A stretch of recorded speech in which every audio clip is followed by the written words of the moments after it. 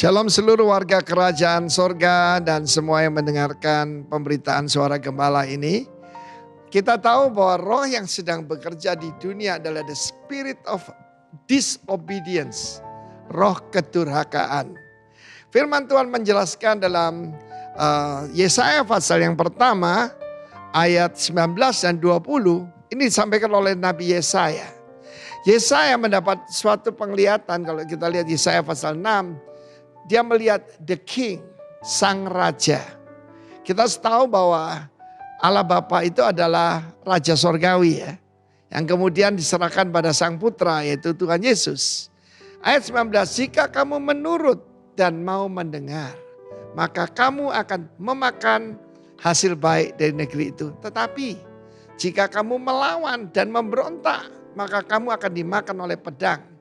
Devour, akan ditelan oleh pedang. Sungguh YHWH yang mengucapkannya. Saudara, hidup ini adalah pilihan. Bukan cuma tema kita kan obedient to the king. Ya, willing and obedient.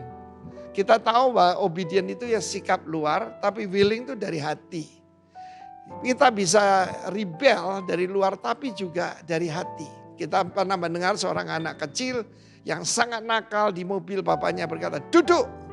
Dia berkata, "Aku duduk, tapi dalamku aku berdiri." Itulah kesikap daripada generasi sekarang ini. Kita melihat ada dua sikap yang berbeda daripada putra, daripada King David. Yang pertama, yang baik. Yang baik adalah Salomo. Sebelum David meninggal, dia berkata, dia memberikan pesan-pesan. Dan satu yang paling penting, act like men. Bersikaplah sebagai laki-laki. Saudara, bersikap sebagai laki-laki berarti tidak bersikap sebagai wanita, tidak bersikap sebagai anak-anak, dan tidak bersikap seperti binatang. Tetapi nama yang sama itu Salomo ya. Dari kata Shalom itu adalah Absalom. Dan kita tahu Absalom memberontak. Dan bagaimana akhir hidupnya? Dimakan oleh pedang. Kita harus tahu bagaimana sederhana sekali. Kalau kita menurut mau mendengar, kita mengalami semua yang baik. Tetapi kalau melawan, David adalah gambaran pada Kristus, Raja kita. Dan Absalom akhir hidupnya tergantung. Rambutnya yang jadi kebanggaannya itu yang terikat pada akar dan kemudian dia ditusuk dengan 3 lembing. Tetapi sang putra yang tidak ada salahnya, yang sangat taat pada sang bapa yaitu Kristus. Yaitu saudaraku dipaku tangan, kaki dan juga ditusuk dengan lembing. Kenapa? Kristus yang menurut itu menggantikan tempat Barabas yaitu saudara dan saya. Firman Tuhan ini sangat nyata. Di dalam Alkitab ada orang bijak, ada orang bebal. Ya, ada yang taat, ada yang memberontak. Dan pemberontak akan dimakan oleh pedang karena melawan dan memberontak. Be willing and obedient. You shall eat the good of the land. Ketika Tuhan berkata kepada saya, 28 Juni tahun 89, go to Bali, tinggalkan Surabaya. Saya berkata, yes Lord. Sebab kita tidak bisa berkata no Lord. Kita adalah hamba yang telah dibeli dengan darah dan diangkat jadi anak. Karena kita bisa berkata Pak Presiden, no Mr. President. Tapi kepada Tuhan cuma bisa berkata, yes Lord, more than yes sir. Willing and obedient and the good of the land jadi bagian saudara. God bless you. Amin. Hello, good morning church. Bagaimana kabar Anda pada hari ini? Senang rasanya bisa bertemu lewat ibadah online hari ini. Dan sebelum kita mulai ibadah online hari ini, mari kita saksikan beberapa pengumuman berikut ini. So, check this out.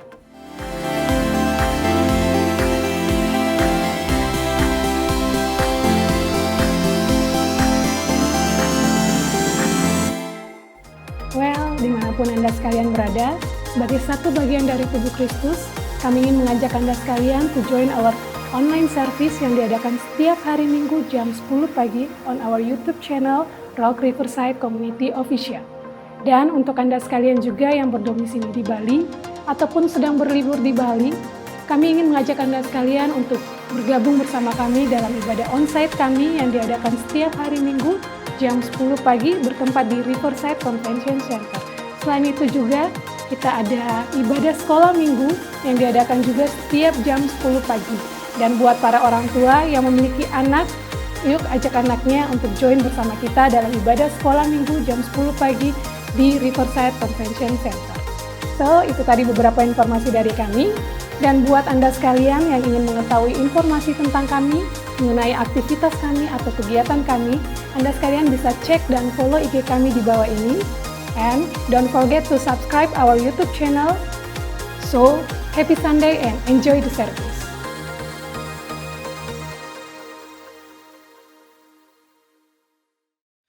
Shalom jemaat Tuhan. Mari kita sama-sama naikkan pujian bagi Allah kita. Sebab Dia yang berkuasa, yang bertata bagi kehidupan kita.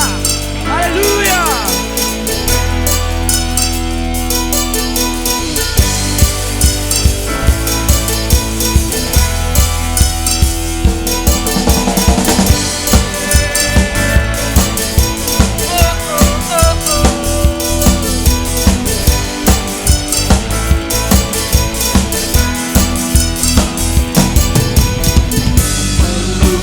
Cakrawala merangkai jagat raya, pencipta alam semesta, pemilik kehidupan yang sanggup menyelamatkan, jalan-jalan kebenaran. Kami rindukan kuasa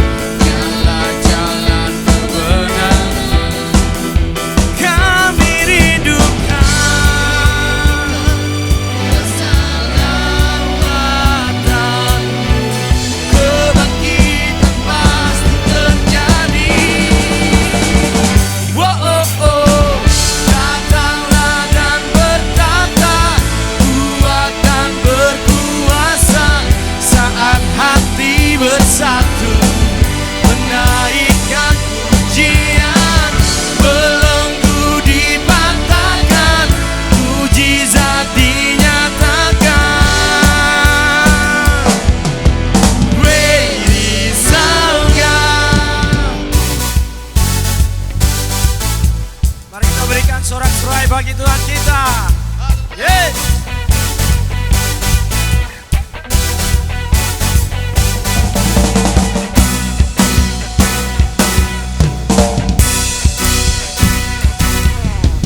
Kami rindukan kuasa lawatan-Mu, kebangkitan pasti terjadi.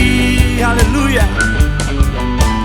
Kami rindukan kuasa lawatan-Mu, kebangkitan pasti terjadi.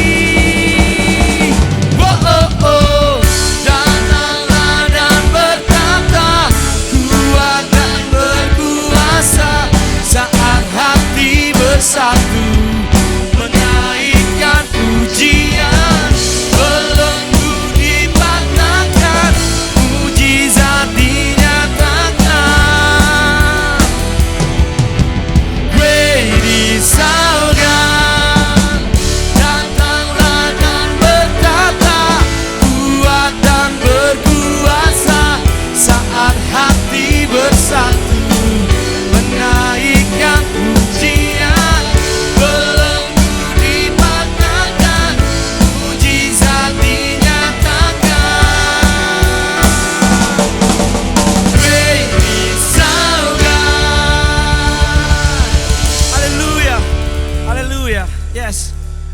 dahsyat.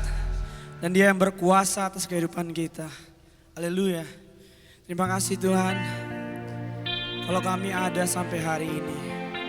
Kalau kami hidup sampai hari ini. Semuanya karena berkat anugerah-Mu atas kehidupan kami Tuhan. Hanya karena kasih anugerah-Mu. Terima kasih Bapa. Kami menaikkan pujian Bapa.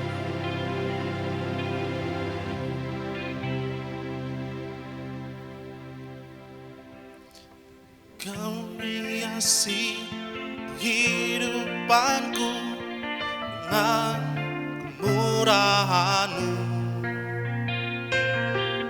Rancangkan masa depanku penuh dengan harapan. Aku ada saat ini, semuanya karena kasih-Mu.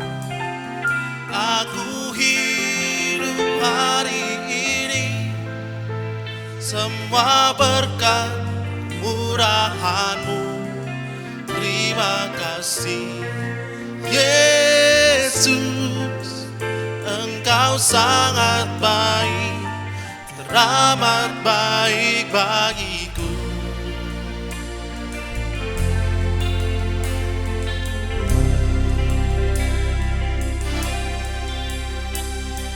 Kau hiasi kehidupanku dengan kemurahan.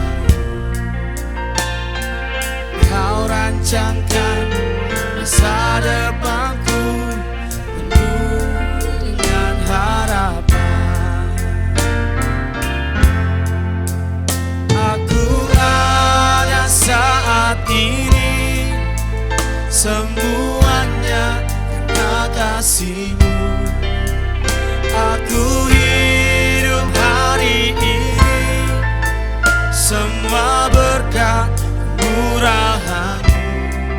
Terima kasih Yesus, Engkau sangat baik, teramat baik. Aku ada saat ini, semuanya karena kasih-Mu. Aku hidup hari ini, semua berkat kemurahan-Mu.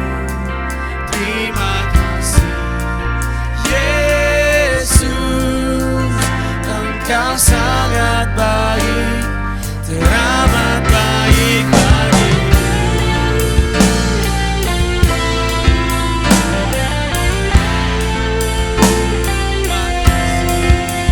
Terima kasih.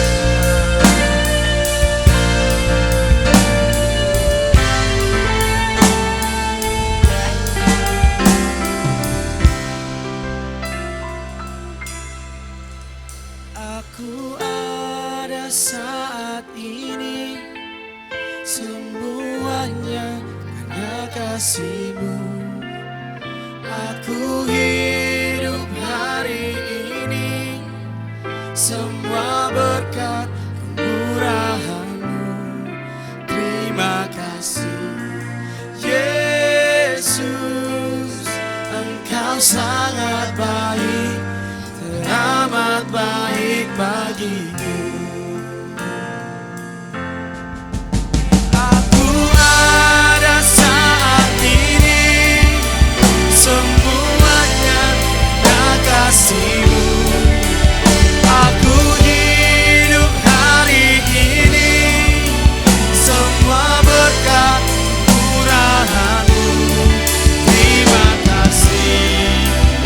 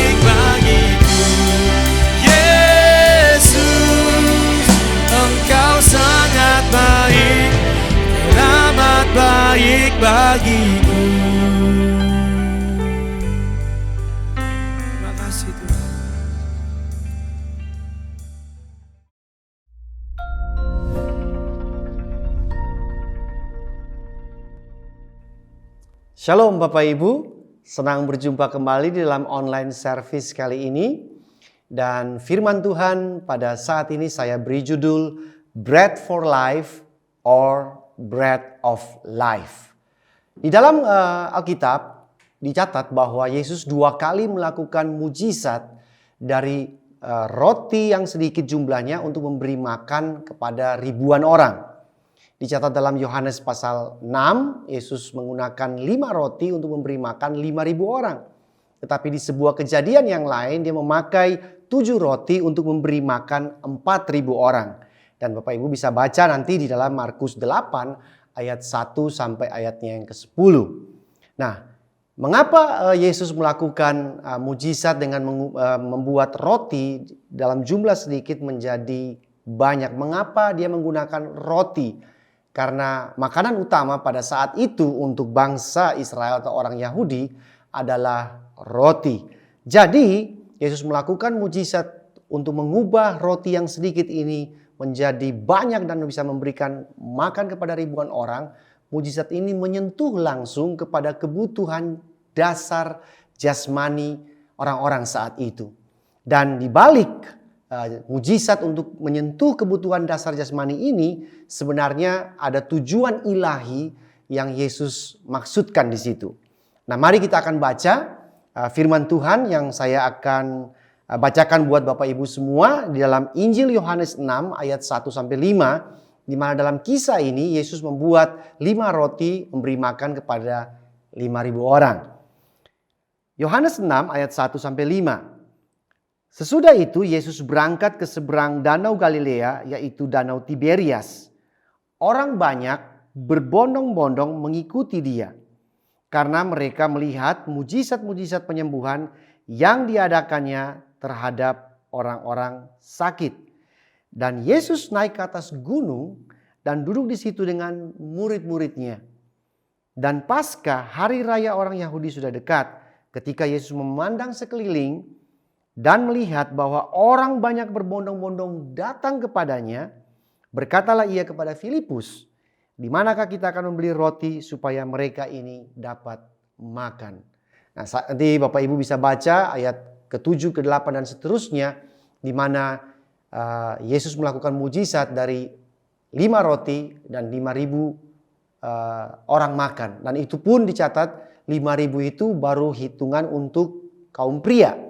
Belum termasuk yang perempuan dan anak-anak. Jadi mungkin bisa 7.000 atau 8.000 orang pada saat itu. Nah, perhatikan baik dari ayat yang tadi saya bacakan bahwa orang banyak berbondong-bondong datang mengikuti Yesus. Itu terdapat di dalam ayat yang kedua. Nah, ini adalah sebuah, kalau kita baca saja untuk ayat ini adalah sebuah berita yang baik.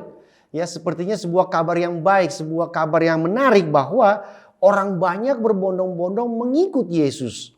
Mereka datang dan mereka ikut Yesus.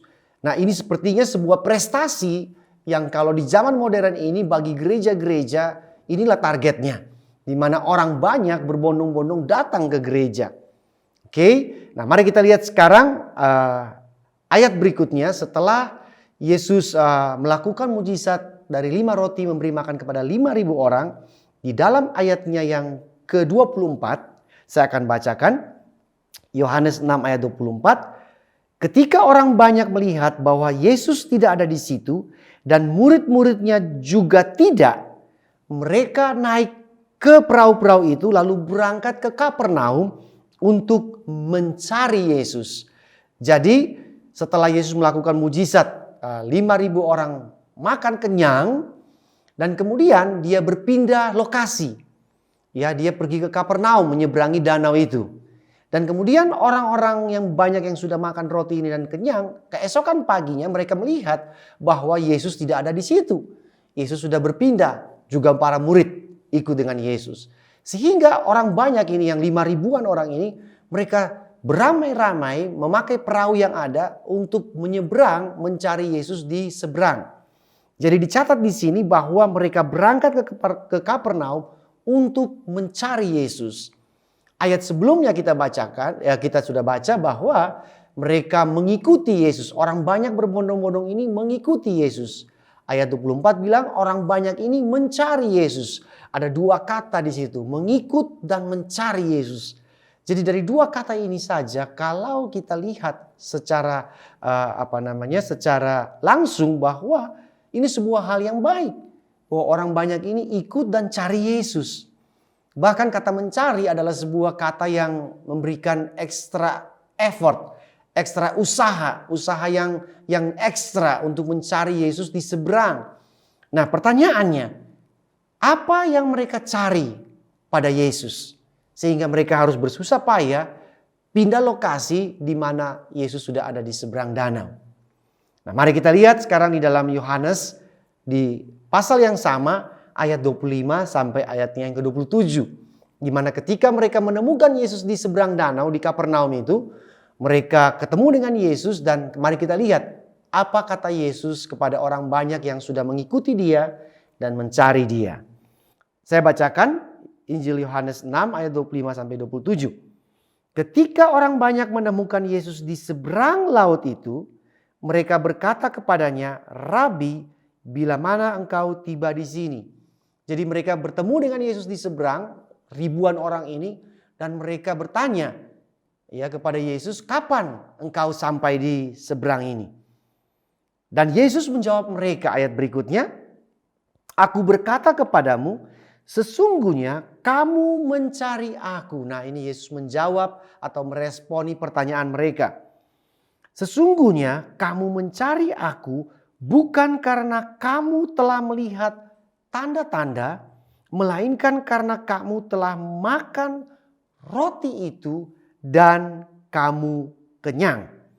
Bekerjalah bukan untuk makanan yang dapat binasa, melainkan untuk makanan yang bertahan sampai kehidupan yang kekal, yang akan diberikan Anak Manusia kepadamu, sebab dialah yang disahkan oleh Bapa Allah dengan meterainya." Saudara perhatikan baik, mereka bertanya sebuah pertanyaan yang santun. "Rabi, bila mana engkau tiba di sini?" Dan Yesus meresponi pertanyaan mereka to the point, tidak menjawab pertanyaan mereka yang santun itu, tetapi Yesus langsung menjawab isi hati mereka, mengapa dia ikut dan cari diri Yesus. Yaitu apa? Yesus berkata, "Sesungguhnya kamu cari aku karena kamu telah makan roti dan kamu sudah kenyang." Yesus pakai kata sesungguhnya, berarti itu bukan main-main. Itu bukan sebuah tebak-tebakan isi hati daripada ribuan orang tersebut. Tapi Yesus sudah bisa membaca, mengetahui isi hati daripada ribuan orang ini, mengapa mereka ikut dan cari Yesus. Yaitu untuk urusan perut mereka. Kejadian waktu Yesus memberi makan 5.000 orang ini, itu sekitar sore atau malam hari. Karena kalau saudara baca secara detail di dalam Yohanes pasal 6 itu terjadi ketika hari mulai senja dan Yesus timbul belas kasihan terhadap orang banyak ini. Mereka sudah kelelahan, keletihan, dan kelaparan. Sehingga Yesus berinisiatif untuk memberi mereka makan. Sehingga dia bertanya kepada para muridnya, "Ada uang berapa kira-kira seperti itu yang kita harus beli roti untuk mereka makan?" Tapi Yesus sendiri tahu dia harus melakukan apa untuk mereka. Sehingga dia melakukan mujizat memberi makan kepada orang banyak tersebut karena belas kasihannya. Bapak Ibu di rumah, kalau untuk urusan perut, Tuhan pelihara kita. Karena dari cerita ini saja kita bisa tahu bahwa sampai detail urusan perut, Yesus berinisiatif untuk memberi makan kepada 5.000 orang ini. Dia tidak membiarkan mereka terlantar kelaparan, karena mereka bisa pingsan di jalan kalau mereka pulang ke rumah untuk makan. Tetapi dia berinisiatif, Tuhan sendiri berinisiatif untuk melakukan mujizat dan memberi mereka makan. Bagi Bapak Ibu yang menyaksikan program ini, untuk urusan perut, Tuhan pasti pelihara kita. Tuhan pasti jaga kita. Tetapi bukan itu tujuan sebenarnya. Bukan itu tujuan ilahi yang Tuhan maksudkan di balik memberi makan 5.000 orang ini. Karena Yesus berkata kepada mereka, "Kamu ikut dan cari aku karena kamu sudah makan roti itu dan kamu kenyang." Ini mengenai masalah perut. Ini untuk urusan perut. Karena gratis dan tidak perlu kerja. Makanya kita baca dalam ayat yang ke-27 Yesus pakai kata bekerjalah untuk makanan yang tidak dapat binasa. Nah perhatikan baik, dia suruh orang banyak itu bekerja, mengusahakan sesuatu untuk makanan yang tidak dapat binasa. Apalagi untuk makanan yang binasa, roti yang secara fisik. Harus bekerja, bukan mengharapkan cuma-cuma begitu saja Tuhan melakukan mujizat setiap hari untuk memberikan mereka makan. Karena di balik tujuan itu ada tujuan yang lebih penting, ada makna yang lebih penting. Nah, tanda apa yang Yesus maksudkan di dalam ayat 26 tadi, bahwa mereka bukan melihat tanda, tetapi mereka karena melihat roti yang Yesus memberi mereka makan. Tanda apa yang Yesus maksudkan? Mari kita lanjutkan bacaan kita di dalam ayatnya yang ke-33. Injil Yohanes 6 ayatnya yang ke-33. Karena roti yang dari Allah ialah roti yang turun dari surga yang memberi hidup kepada dunia. Ketika Yesus mengatakan hal demikian, maka ribuan orang ini menjawab, Tuhan, berikanlah kami roti itu senantiasa. Nah, sekali lagi, waktu Yesus berkata bahwa ada roti yang turun dari surga yang memberi hidup kepada dunia, orang banyak ini, orang berbondong-bondong ini yang ikut dan cari Yesus ini, mereka serentak menjawab, Tuhan, kasih kami roti itu senantiasa. Ada kata senantiasa berarti apa? Setiap hari. Nah, kita mesti lihat kenapa orang banyak ini berkata demikian, bahwa minta roti itu senantiasa setiap hari. Karena mereka tahu sejarah waktu bangsa Israel keluar dari tanah Mesir ke tanah perjanjian, Tuhan Allah pernah memberikan mereka makan roti dari surga yang kita kenal dengan nama mana. Sehingga sejarah ini terulang kembali dalam memori orang banyak ini, bahwa memang benar zaman nenek moyang kami ada roti yang turun dari surga. Setiap hari Tuhan memberikan makan kepada bangsa Israel di padang gurun. Mereka tidak perlu kerja, tidak perlu berupaya, tidak perlu bersusah payah. Ada roti gratis yang turun setiap hari senantiasa buat mereka, memberi makan mereka. Sehingga mereka minta kepada Yesus bahwa kasih lagi roti itu buat kami. Sehingga gratis, tidak perlu kerja. Mereka salah tafsir. Padahal maksud Yesus bukan hal itu. Kita lanjutkan di dalam ayat berikutnya. Kata Yesus kepada mereka, Yesus meresponi jawaban daripada orang banyak ini. Akulah roti hidup. Barang siapa datang kepadaku tidak akan lapar lagi. Dan barang siapa percaya kepadaku, ia tidak akan haus lagi. Tetapi aku berkata kepadamu, sungguh pun kamu telah melihat aku, kamu tidak percaya. Kenapa mereka tidak percaya? Karena memori mereka, pikiran mereka, tafsiran mereka, perspektif mereka masih melihat bahwa ini berbicara mengenai roti mana yang turun dari surga secara fisik untuk memberikan mereka makan setiap hari, di mana mereka tidak perlu bekerja alias gratis, makan gratis. Semua yang diberikan kepada tetapi aku telah berkata kepadamu, sesungguhnya kamu telah melihat aku, kamu tidak percaya. Ayat berikutnya, semua yang diberikan Bapa kepadaku akan datang kepadaku. Dan barang siapa datang kepadaku, ia tidak akan kubuang. Jadi, ketika orang banyak ini minta roti itu senantiasa, Yesus memberikan sebuah statement bahwa sesungguhnya roti itu adalah dirinya. Roti itu adalah pribadi Yesus itu sendiri. Bukan 5 roti yang mereka telah makan dan kenyang. Bukan juga mana yang nenek moyang mereka makan di padang gurun. Tetapi itu adalah sebuah gambaran yang merujuk atau menunjuk kepada pribadi Yesus sebagai roti yang sebenarnya. Karena di dalam Yohanes 6 ayat 66. Mari kita lihat sekarang di dalam ayat Yohanes 6 ayat 66. Setelah selesai Yesus memberikan statement bahwa itu berbicara mengenai dirinya sebagai roti hidup. Di dalam Yohanes 6 ayat 66. Sesudah itu banyak orang yang sudah mengikuti Yesus tidak mau mengikut dia lagi dan pergi meninggalkannya. Ada kata sesudah itu. Sesudah kapan Bapak Ibu? Sesudah Yesus memberikan statement bahwa akulah rotinya. Aku inilah roti hidup itu. bukan roti yang kamu makan kenyang hari kemarin, bukan juga nenek moyangmu makan waktu di padang gurun yang disebut sebagai mana. Tetapi itu adalah gambaran daripada aku yang sesungguhnya sebagai roti hidup. Setelah statement itu diberikan, maka hasilnya adalah banyak orang yang sudah mengikuti Yesus tidak mau mengikuti dia lagi, pergi meninggalkannya. Banyak yang sudah mengikuti Yesus tinggalkan Yesus ketika Yesus memberikan statement bahwa dialah yang harus dicari, bukan roti yang dia buat yang harus dicari. Banyak yang sudah mengikuti Yesus, banyak yang sudah melayani, banyak yang sudah pergi ke gereja, banyak yang sudah menjadi asyir, banyak yang sudah komsel, banyak yang sudah berkhotbah, banyak yang sudah main musik di gereja, banyak yang sudah mimpin pujian, banyak yang sudah berdoa, banyak yang sudah memuji. Tetapi waktu mereka dengar statement bahwa roti hidup yang harus dicari, bukan roti untuk makan, untuk urusan perut, banyak yang meninggalkan Yesus.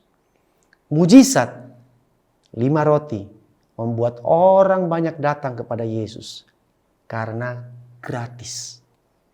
Tetapi Yesus sebagai roti hidup membuat banyak orang pergi meninggalkan Yesus karena harus bayar harga.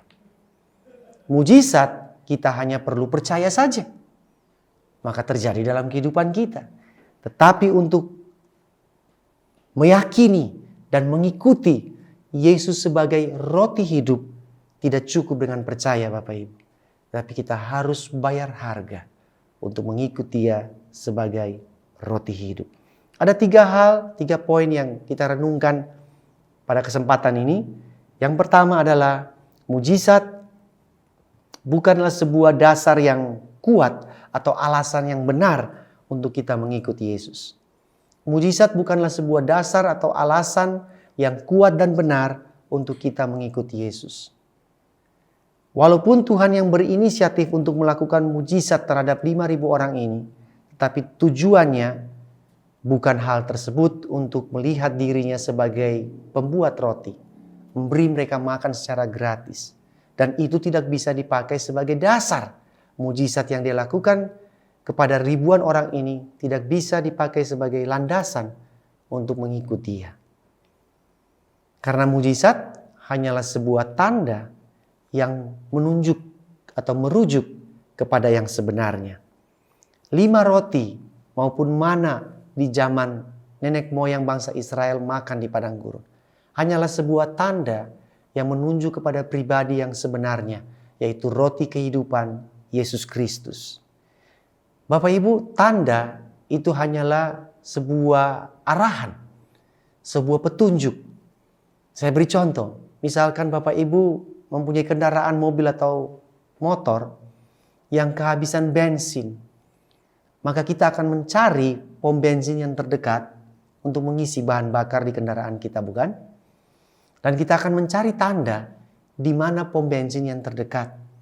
Dan kalau Bapak Ibu lihat di pinggir jalan, biasanya ada tanda gambar pom bensin dan ada tulisan kecil di bawah, mungkin 100 meter dengan anak panah menunjuk ke depan. Apakah Bapak Ibu dan saya mendorong motor kita ke bawah tanda pom bensin itu dan kita akan cari selang bensinnya untuk kita mengisi kendaraan kita dengan bensin? Tentu tidak. Karena bensin yang sesungguhnya tidak ada di situ. Bensin yang sesungguhnya ada di 100 meter ke depan. Karena tanda itu hanyalah petunjuk. Hanyalah sebuah arahan kepada yang sebenarnya yang ada di depan. Mujizat, berkat Tuhan, pertolongan Tuhan, kesembuhan yang Tuhan berikan kepada kita, semua itu, pemberian yang Tuhan berikan kepada kita, semua itu adalah sebuah arahan, petunjuk untuk kita melihat kepada pribadi Yesus. Bukan kita terpesona dan kita terfokus kepada mujizat itu.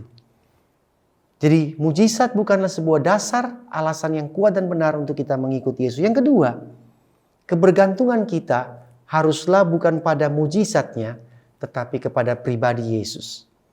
Kebergantungan kita haruslah pada roti hidup, bukan kepada mujizat 5 roti. Nah, tadi kita sudah baca bahwa ketika orang banyak ini menemukan Yesus di seberang danau pada keesokan harinya, dan Bapak Ibu tahu bahwa waktu mereka makan dari 5 roti jadi banyak itu makan malam, dinner time. Yesus pindah lokasi pada malam hari, besoknya jam makan siang, lunch time, mereka ketemu Yesus di seberang.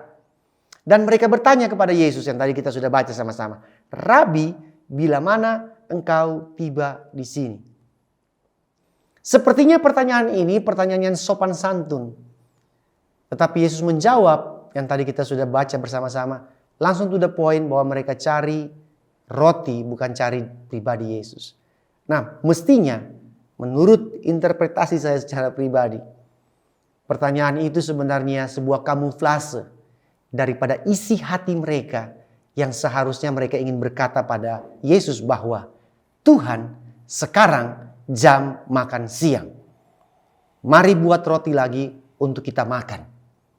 Tetapi mereka membungkusnya dengan sebuah doa yang manis, dengan sebuah perkataan yang manis. "Rabi, bila mana engkau tiba di sini?" Bukankah kita seringkali membungkus keinginan atau kehendak hati kita dengan doa yang manis? Sepertinya baik, bagus. Tetapi Tuhan tahu isi hati kita bahwa sekarang waktunya untuk berkati saya. Sekarang waktunya untuk memberi makan kepada saya. Sekarang waktunya untuk membawa jiwa-jiwa memenuhi gereja saya. Sekarang waktunya untuk mengurapi saya. Sekarang waktunya untuk memberikan saya kuasa. Supaya kalau saya berkhotbah, banyak orang tertarik dengan saya dan gereja saya menjadi penuh. Pelayanan saya menjadi maju. Sekarang waktunya untuk memberikan jodoh buat saya. Sekarang waktunya untuk membuat saya karirnya meningkat. Sekarang waktunya untuk memberkati toko saya. Sekarang waktunya untuk membuat saya dipromosi. Dan sebagainya. Tapi Yesus tahu isi hati daripada orang-orang tersebut. Orang banyak ini, waktu mereka menemukan Yesus di seberang danau tersebut, mereka melihat Yesus sebagai roti untuk menyambung hidup. Urusan perut. Mereka bukan melihat Yesus sebagai roti kehidupan. Mereka hanya melihat Yesus sebagai roti untuk menyambung hidup mereka. Mereka tidak melihat Yesus sebagai roti hidup yang memberi hidup kepada mereka. Kita hanya memanfaatkan Tuhan untuk menyambung hidup kita dari hari lepas hari. Kita hanya menggunakan Tuhan untuk memberkati kita, untuk menyambung hidup kita dari hari Senin, Selasa, Rabu, Kamis, Jumat, dan seterusnya. Padahal Yesus ingin memberikan hidupnya kepada kita supaya bukan menyambung hidup Senin, Selasa, Rabu, dan seterusnya. Tetapi untuk hidup yang kekal. Ada sebuah quotation yang disampaikan oleh seorang hambanya bernama Timothy Keller.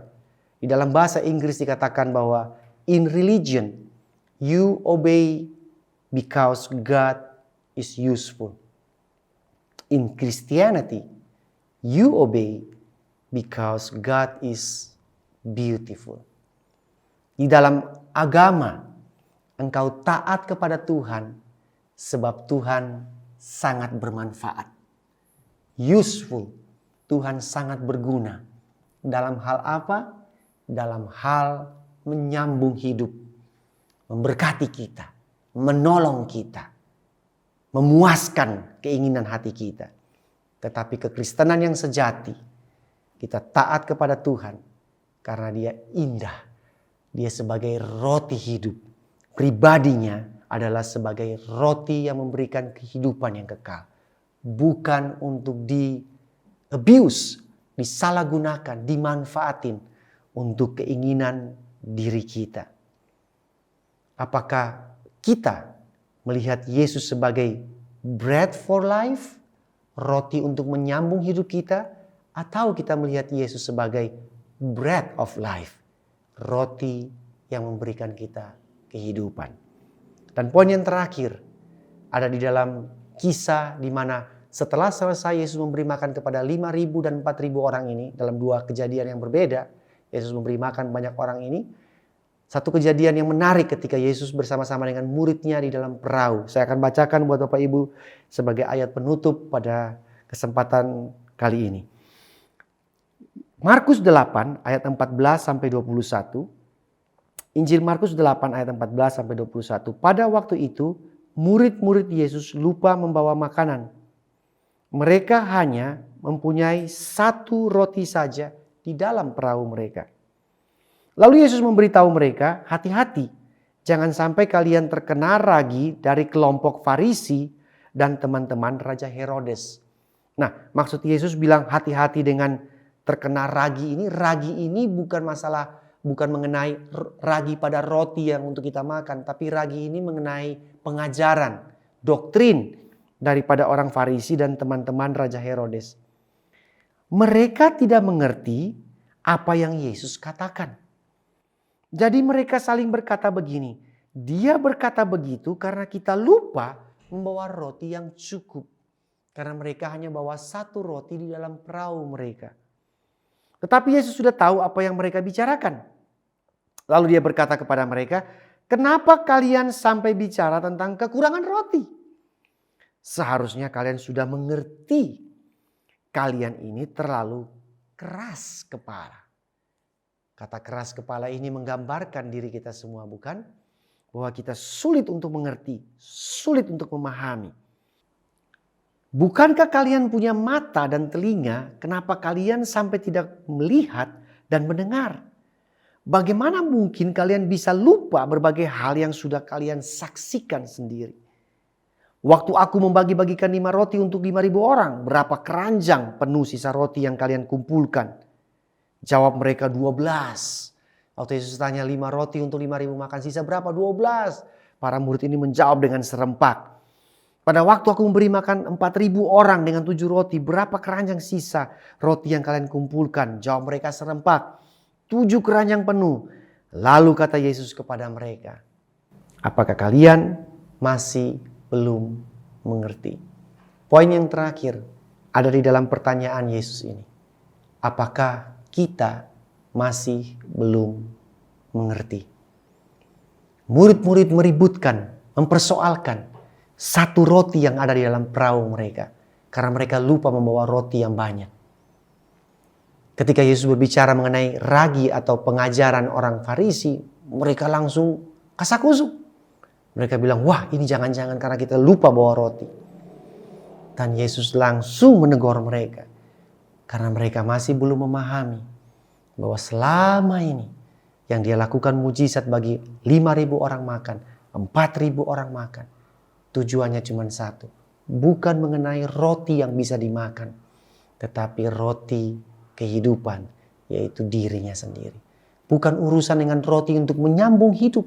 Supaya bisa hidup untuk urusan perut. Tetapi roti untuk hidup yang kekal. Bukan masalah untuk percaya dan mendapat mujizat saja.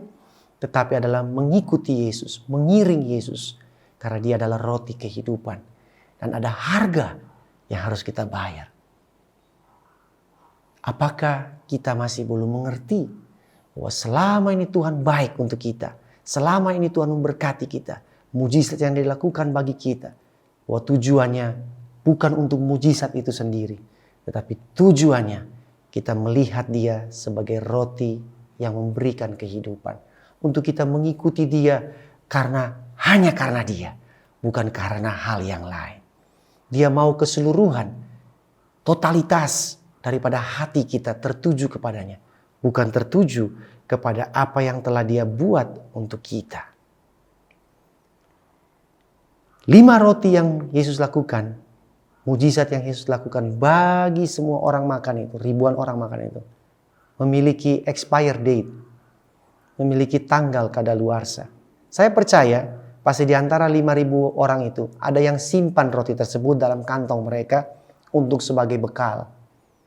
Kalau Bapak Ibu dan saya ada di situ pun, kita pasti ambil roti itu dan kita simpan untuk jadi bekal. Tapi harus diingat bahwa roti mujizat yang Yesus buat untuk mereka makan punya tanggal kadaluarsa. Bisa busuk, bisa rusak. Begitu pula semua mujizat yang Yesus lakukan dalam kehidupan kita, dalam keluarga kita, pekerjaan kita, pelayanan kita. Semuanya ada tanggal kadaluarsa. Pekerjaan saudara ada expire date. Keluarga saudara ada expire date. Berkat yang saudara terima dari Tuhan ada expired date. Uang yang kita miliki ada tanggal kadaluarsanya. Satu waktu akan pergi, satu waktu bisa hilang. Bahkan usia kita ada expired date. Dan kalau kita tahu bahwa hidup kita selama ini, di dunia ini, kita sedang menunggu untuk kita pergi ke sebuah tempat yang di mana tempat tersebut disebut kekekalan, yang tidak ada tanggal kadaluarsa atau expired date di sana. Kenapa? Di dunia ini kita sibuk, kita berfokus, kita hanya melihat kepada hal-hal yang memiliki tanggal kadaluarsa. Kita hanya berfokus kepada hal-hal yang bersifat jasmani, hal-hal yang ada label tanggal kadaluarsa, expired date di baliknya itu semua. Padahal kita akan pergi ke tempat yang dimana tidak ada tanggal kadaluarsa. Makanya Yesus berkata kepada orang banyak tersebut, bekerjalah bagi makanan yang tidak dapat binasa. Bekerjalah Bapak Ibu untuk hal-hal yang tidak ada expired date di baliknya.